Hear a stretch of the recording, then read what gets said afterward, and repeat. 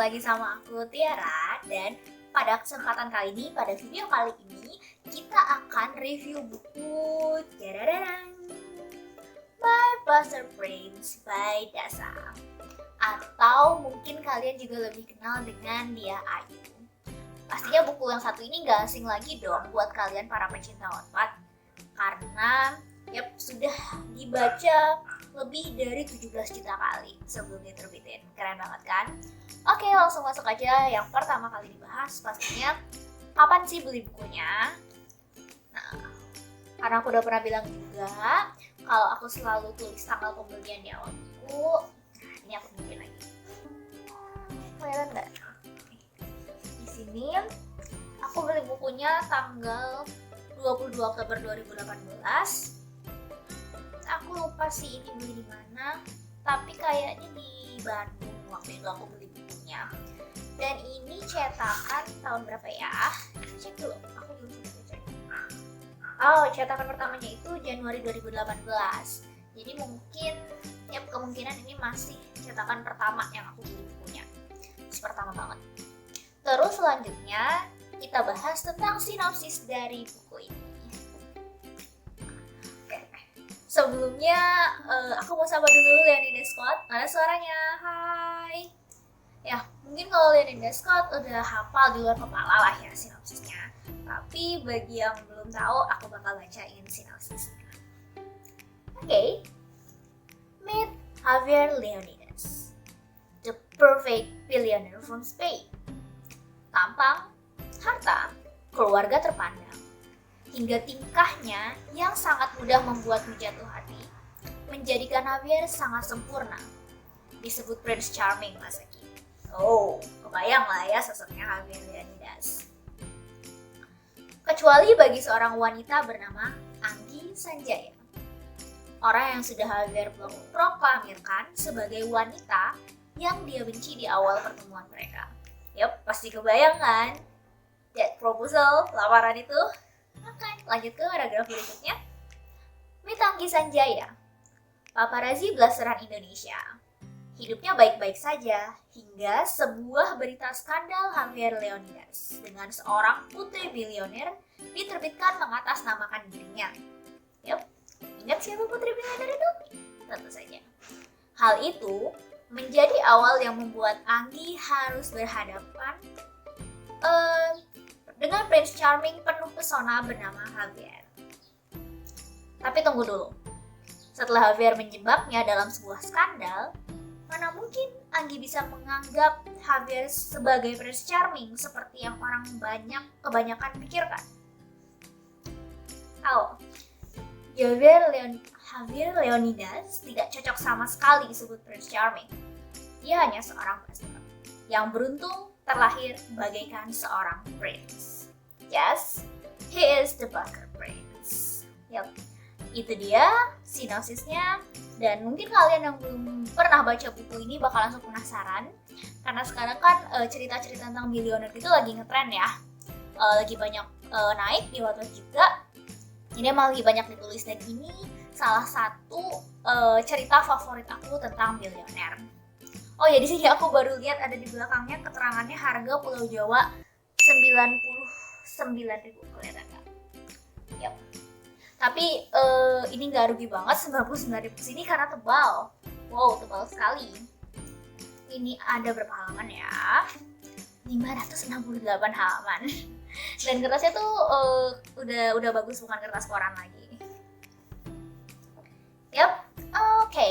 Langsung saja masuk ke plotnya. Seperti biasa aku punya buku contekan.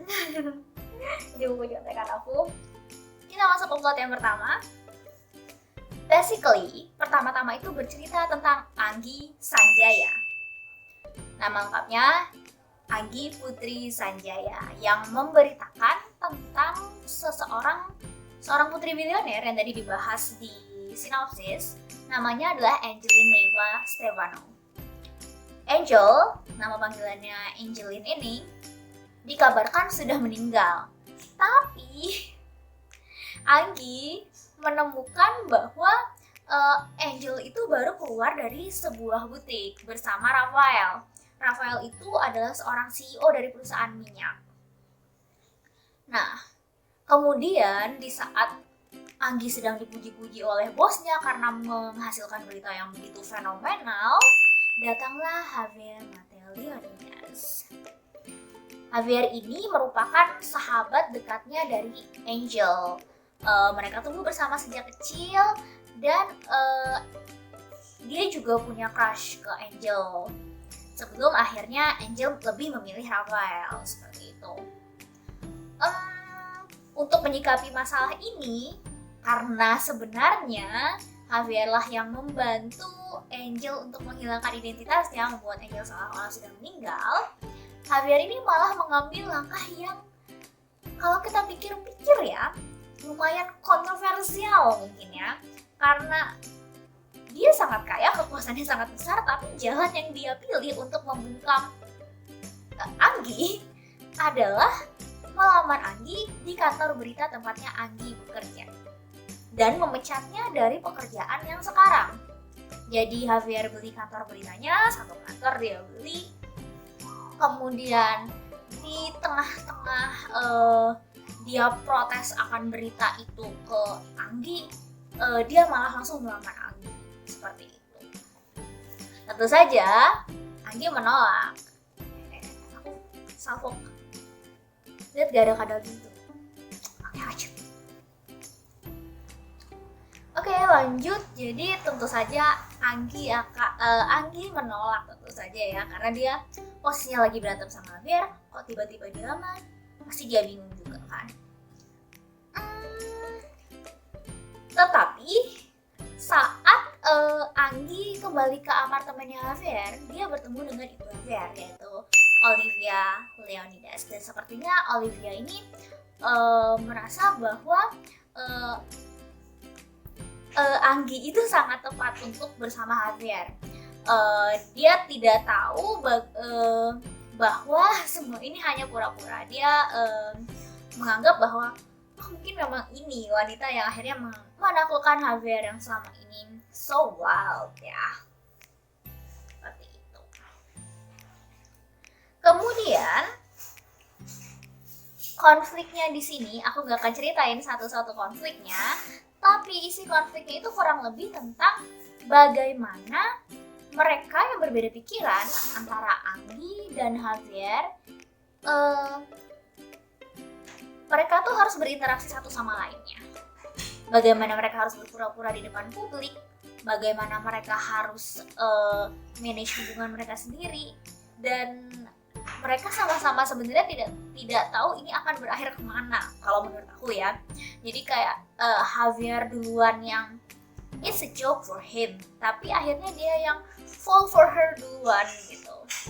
Tapi Anggi selalu merasa dipermainkan sih, karena dia tahu bahwa semua yang dilakukan Javier dari awal itu adalah untuk Angel. Semuanya untuk Angel. Semua hal yang mereka lalui bersama, Javier selalu bilang, oh Angel suka ini, oh Angel suka itu.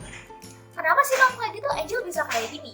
Dan ya dan bla bla bla bla seterusnya sampai Anggi tuh muak sendiri akan nama Angel. Kemudian aku juga mau bahas sedikit scene penting. Mumpung belum terakhir-akhir ya. Kalian inget nggak kalimat lamarannya Javier?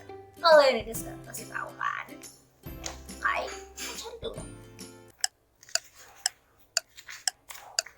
Aku lupa di mana. Halaman berapa ya? Di awal-awal kok. Oh ini dia. Di halaman 8 guys. Yep. Jadi Javier sempat berkata dulu di awal, congratulations, now I really had you. Kemudian di detik selanjutnya Javier sudah bersimpuh di depan Anggi. Dan Anggi kaget dong tentu saja. Coba jawabannya dari Javier. Tahu lah ya. Okay. Will you have a perfect nightmare with me? Anggi Putri Sanjaya, dapat from Indonesia. Leonidas Scott, mana suaranya? Oke. Jadi ada satu lagi yang ikonik adalah bagaimana Javier menyebut Putri dari Anggi Putri Sanjaya. Tentu saja pada ingat dong ya bahwa Javier sebagai orang Spanyol itu gak bisa mengucapkan kata putri, sehingga kalau di bukunya sih ditulisnya jadi putri, sampai dia mendengarkan Google Translate untuk tahu gimana sih cara pengucapan kata putri, walaupun sampai akhir juga dia nggak akan pernah bisa tuh ngomong kata putri, sampai akhir-akhir juga dia masih manggilnya putri kan. Yap. Kemudian scene yang ikonik lainnya adalah scene teddy bear. Ingat kan kenapa bisa dari Javier menjadi Javier?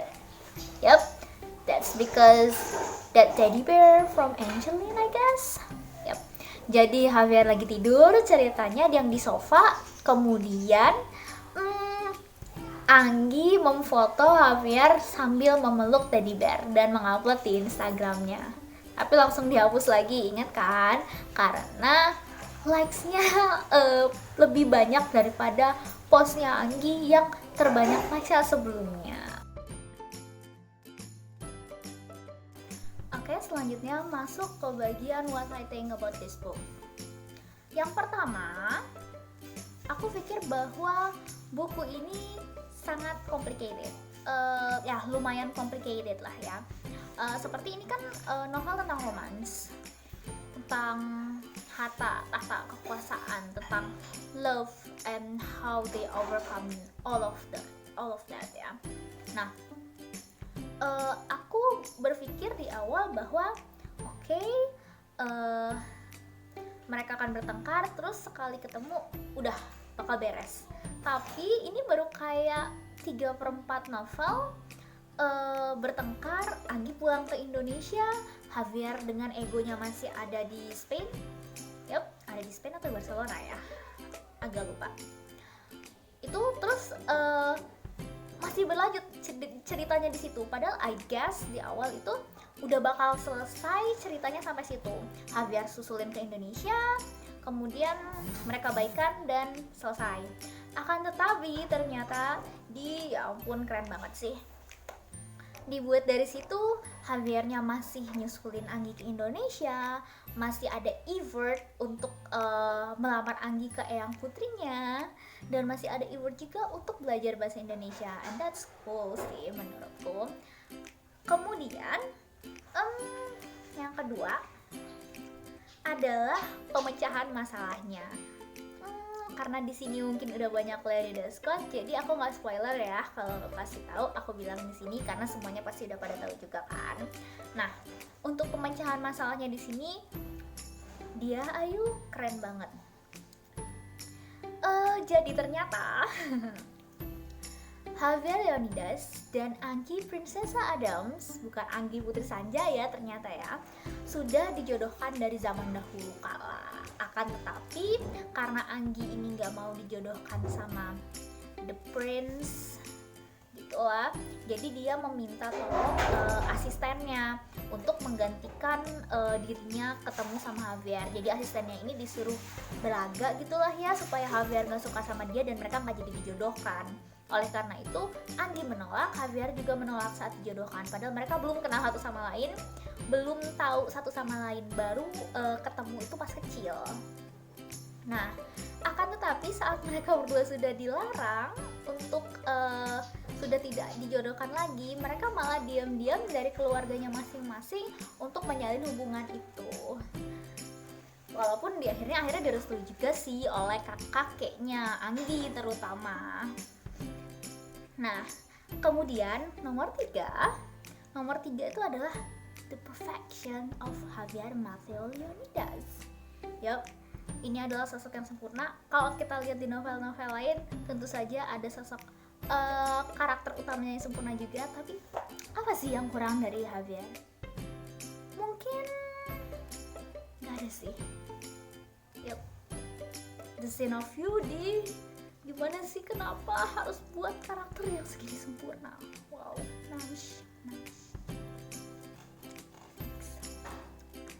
Oke.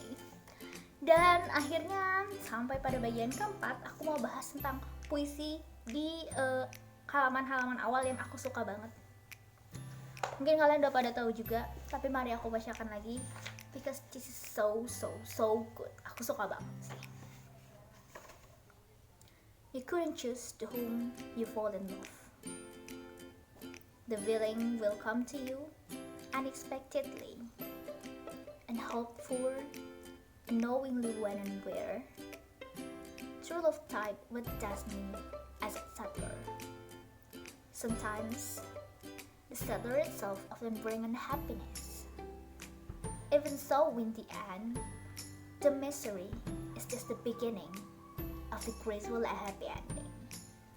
As long as you believe, anything you had that lost already will come back as before. Because love has its own way to curve into a shape that you never imagined. And this is a story about me and my past prince. Oh, yep, that's so good. Oke, di buku contekan aku ternyata ini sudah sampai terakhir. Closingnya, aku pengen tahu juga scene favorit kalian dari bukunya apa. Kalau udah baca, please tulisin favorit kalian di bawah. Tapi kalau belum baca, wajib beli bukunya. Judulnya My Bastard Prince, karya Dasa. Oke, see you, goodbye.